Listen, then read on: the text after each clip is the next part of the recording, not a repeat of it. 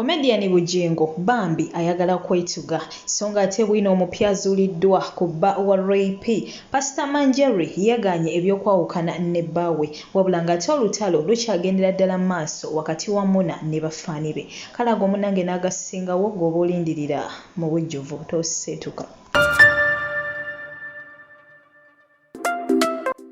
Baniriza nate mikwano gyange bebaze ejo gyonna ate gye mutussako engalo mwenna abakyagikakalabya nammwe abagimaliriza mukuliko eyo mikwano gyange ate eyo munnange gye mukakalabiza mwebale kunoonya ka ssente abaami n'abakyala abakozi mawanga ag'enjawulo yonna gye musinzira okubeera ng'ate mumpuliriza manya nze omumbejja Aisha Nassolo wano jjukira nti ofunirawo updates zonna ey'amawulire gonna ate agagenda mu maaso ku ba celebrities b'omu ggwanga lyati Uganda n'amawanga ago ate munnange agatwetoolodde ey'emunnange ogenda mu maaso n'okubeera ng'ate ogafuna wano wennyini era ng'obutakumalira budde ngenda kuba Bambi ntandikirawo ne comedian waffe ono Bujengo gwe tumanyi obulungi eyo oyo eyali ageegeenye nnyo Pastor Bujengo. Bambi ffenna tumanyi embeera yamutuukako omukulu ono munnange alina kanseri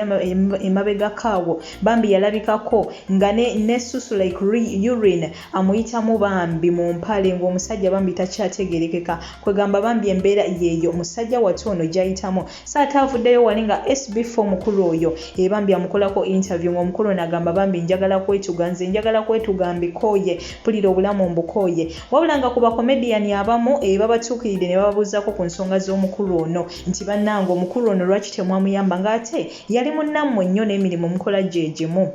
waliwo oyo ayitibwa Hannington bamutuukiridde n'agamba bannange ffe twasonda ssente wabula ye Bujengo ono yennyini comedian yeyagana okubeera ng'ate alabikako mu ddwaliro okubeera ng'ate bakola ki bamujjanjaba so ng'ate n'omukulu oyo Alex Muhangi naye ate bamukozeeko wali interview nga bamubuuza ensonga z'omukulu ono nga bagamba bannange omukulu oyo nga yali munnammwe nnyo kijja kitya okubeera ng'ate essaawa eno mumwesambye ensonga ze temwagala yadde okuzitunulamu ko Alex Muhangi nti bannange ffe twesonda nga ba-comedians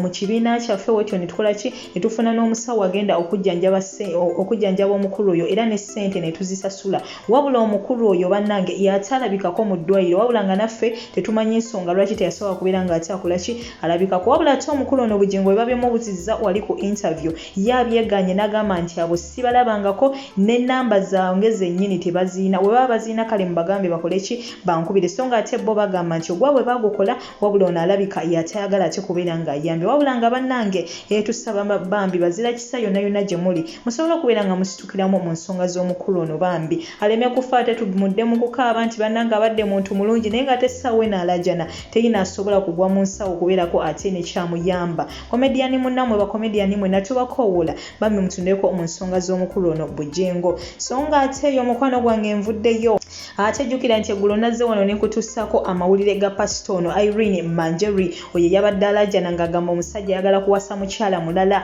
bannange biki bikinze baagala na kunzita era bwentyo nenzira ne nkutuusako ne sayidi y'omwami tusale bulungi ogwakawala nga n'ogwakalenzi tusoose okubeera ng'ate tuguwuliriza era munnange nakutuusizzaako byonna omwami oyo bye yayogedde n'agamba nze bannange nayawukana dda n'omukyalo oyo okuva mu 2003 era n'ensonga ze nazikuwadde bulungi nnyo ng'agamba omukyalo ono muzibu nnyo byali katuuti mu kyaki ng'ayogera si byabeera ewaka buli kaseera aba ntiisatiisa nga wajja okunkuba amasasi buli kaseera abeera nzigalira wabweru kale kwegamba yamalako emirembe gyange Bambi ng'omusajja nange nensalawo nkole ki mwetegule muviire era nti twayawukana dda 2003 wabula ate olwaleero omukyalo ono okubeera nga adda mu bbaawe yagambye nti ebyokwawukana ne bbaawe tabimanyi era n'empapula za divorce tazifunangako era yagamba nti ebyo tabimanyiiko yadde n'akamu n'akeddagala era ye amubala nti akyalibba kale munnange kati awo naffe ba social media in-laws bwe bitusoberedde baganda bange wabula nze kyengenda okusaba abakulu bano ababiri kubanga omuntu w'omayira naye emyaka 10 mu bufumbo n'okusoba kitegeeza omukyalo ono amanyi abantu beewaabwe w'omusajja ate n'omusajja amanyi abantu beewaabwe b'omukyala so nze mbadde nsaba ensonga zino nga bwe bali bantu bakulu bazijje mu media batuule sayidi zombiriri boogera ate basootinge ensonga zaabwe kuba omusajja agamba oba omwami agamba bayawukana dda 2003 omukyala agamba ye ne divorce paper teyakola ki tazikubangako munye so bannange kati ffe awo ba social media in-laws ndowooza tubibuukemu tubidde ebbali nga mudalizo bantu bakulu basootinge ensonga zaabwe ate balina n'erinnya ery'okkuuma so bannange beebereremu ng'enjogera y'ennaku zino wegamba so nga ate yo mukwano gwange nvuddeyo ate ye omukyalo yo Donzera Shira tanagenda mu maaso nakulabika nga ate yeesonyiwira ddala omukyalo ono Ray fena gwe tumanye akola wali ate ku Spark TV mu programu Live Wire bwe tumanye obulungi nti bambi gye buvuddeko awo mu nnaku nga 2 emabega omukyalo ono bamusabye obufumbo era we batyo amawulire ne gatandika oyitingana nti omwami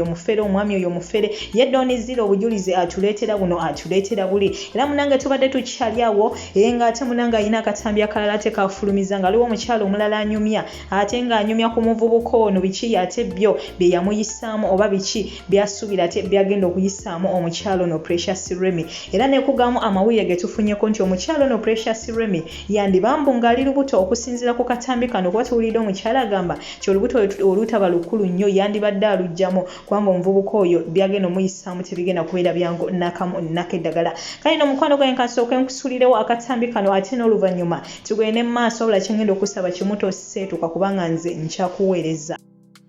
Remy simanyi nti oba anaamusobola bannange oya beni ayenda ne kuba ebigere abatunda ebigere b'omu bbaala baasanga mu mabbaala namugamba munezi setolinga funa omuntu osetolinge recently namugamba tumusabire bambi agenda mubonyabonya oyo mukwano gwammwe singa obuto si lukulu nnyo singa alugjamu oyo omwana malaaya bano bamalaaya bana bawedde emirimu tamusobola wadde kuba ze mmanyi Ben from I know him akuba nange nali muyaye ne mugamba mukwano sibisobola ebintu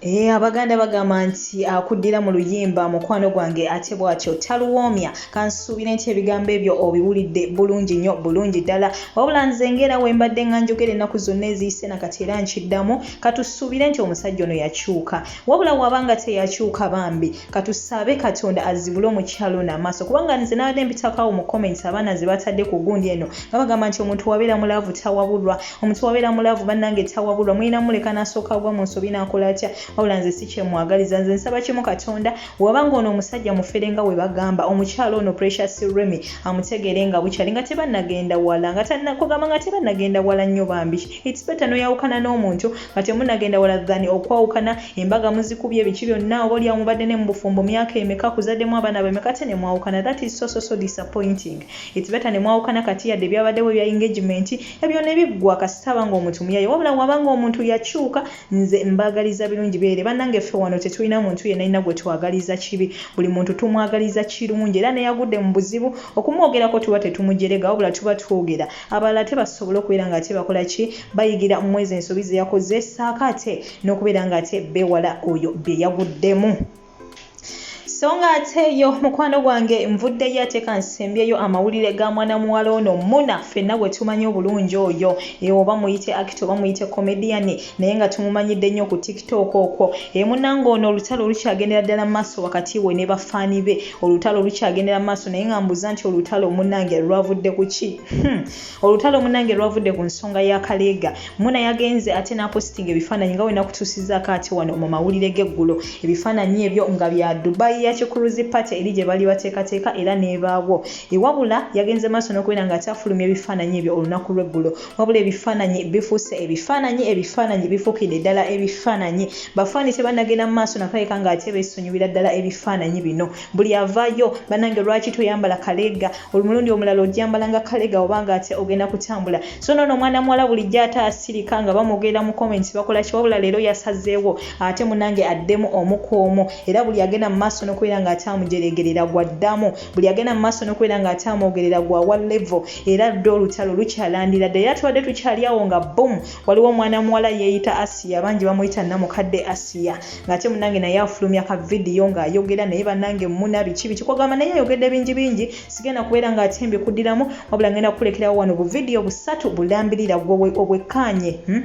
olabe kamu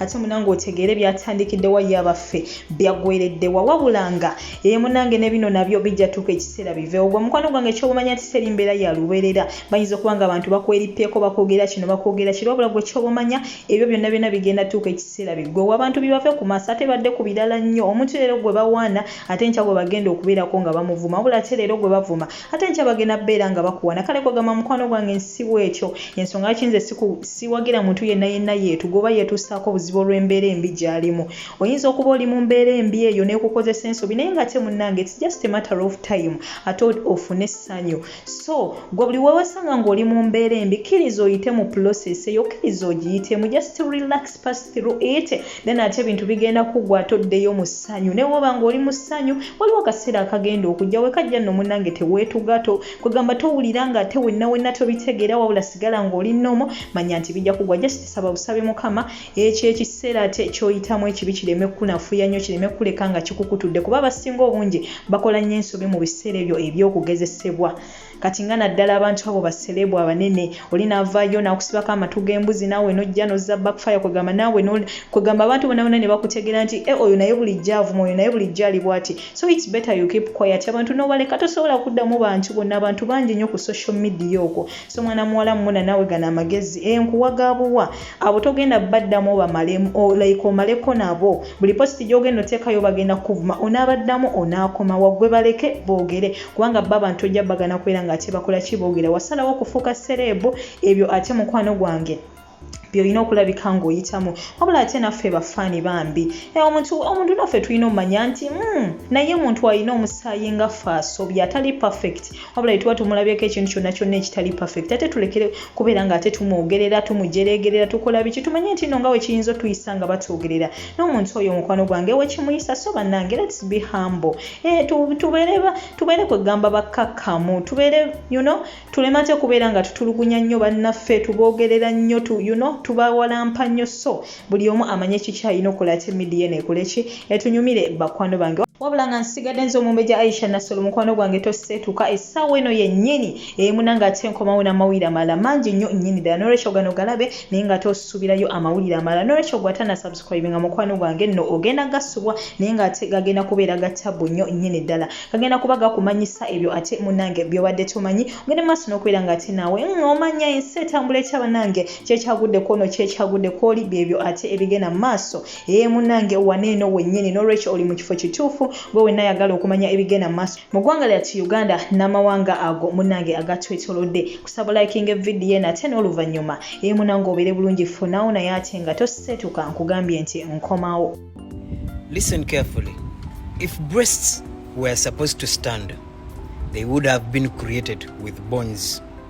Stop stressing our sisters over fallen boobs. The same applies to a dick. If that of your boyfriend cannot stand for more than 2 minutes, please bear with it. Otherwise, God would have created it with a bone. Stop stressing our brothers. Adde nawulira essanyu kati ekibuzo ekyange olwaleero nti maama wo ne waanaalaba kali ka vidiyo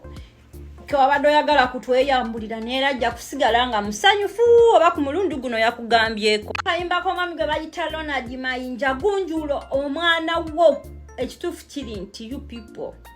you are disappointing your parents banange.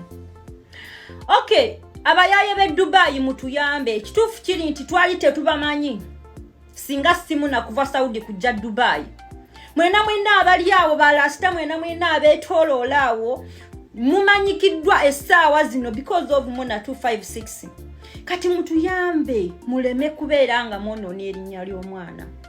Yes, mutuyambe muleme kubeera nga mwonoona erinnya ly'omwana. Ebikazi ebikulu enkanga z'omu Dubai, malaya z'omu Dubai ezimaze mu Dubai emyaka n'emyaka naye nga tebalina kye beekoleddewo. Lwaki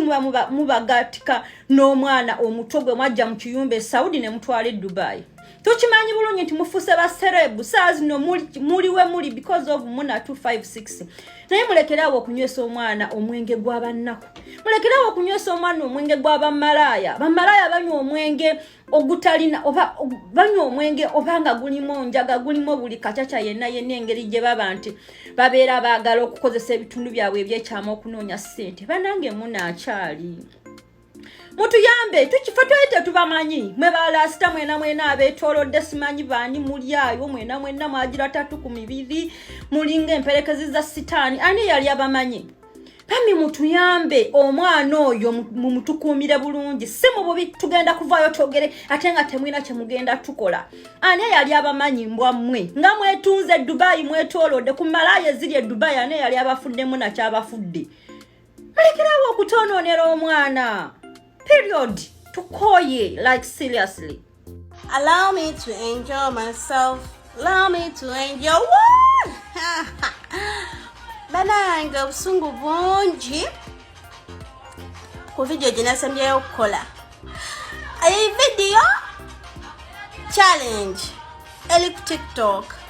buli omu agituulamu buli omu n'akola byayagala sinze nzekka because but why all this much hate?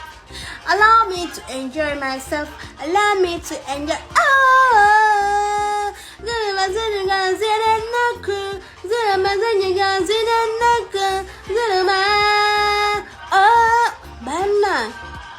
First of all, I don't drink. But let me clear this. I don't drink, guys. I'm just a happy soul. I enjoy my own time when I'm in a moment. I really enjoy my moment. I'm a happy soul as you can I can laugh or name sign could was young. Then the moon to say the singer. Yeah, they're not testing a comment testing a comment. I feel like vomiting. I don't have favor about to be but alcohol again on my side. I'm just a happy soul. I end up very mubang and then some corns. Hey, can you read? I can shout to the top of my voice. Now, you know, Gaba, really? Is she drunk? I can talk and talk and talk, and you think I'm drunk. I'm actually happy soul. Nze muntu omusanyufu, ayagala okweberera happy. Ate wakijja ku muziki. Nze bo muziki nempita nawo we nalikomye. Akati yebyo mugera oh my god, no guarantee. I don't call, abantu bogedde bakoze video byagala okuza account here attacking muna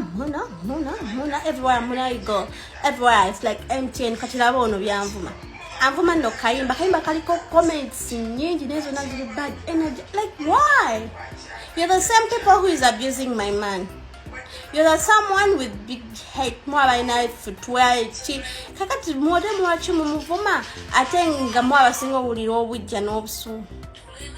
Chiralana, Castoya, Chiralana, Marikalonji Cocola, music. Like, why, guys? Good night. Good night is the saddest word of. Oh my god. Don't you see why? Why? You know me? You know me, I don't know you.